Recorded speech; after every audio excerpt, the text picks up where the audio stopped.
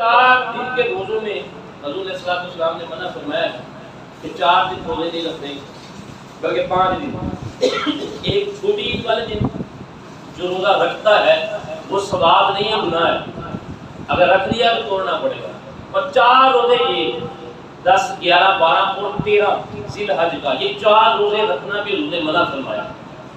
عید کا پہلا دن، دوسرا دن، تیسرا دن اور چوتھا دن، ان 4 دنوں میں روزے رکھنا بھی منع ہے، اگر رکھ لیا تو توڑنا واجب ہے۔ سمجھ لگی؟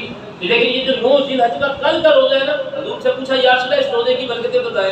حضور نے فرمایا میرا اللہ سے یقین ہے، گمان ہے کہ جو بندہ 9 ذی الحج کا روزہ رکھتا ہے اللہ تعالیٰ اس کی زندگی کے پچھلے 2 سال کے گناہ معاف فرما دیتا ہے اور آئندہ آنے والے 2 سالوں کے گناہ معاف فرما دیتا ہے۔ تو میں نے کہا کہ اگر یار 8 9 گھنٹے یا 10 گھنٹے کی بھوک برداشت کر کے آپ کے 2 سال کے گناہ معاف ہو گئے، یہ سودا ماڑا نہیں۔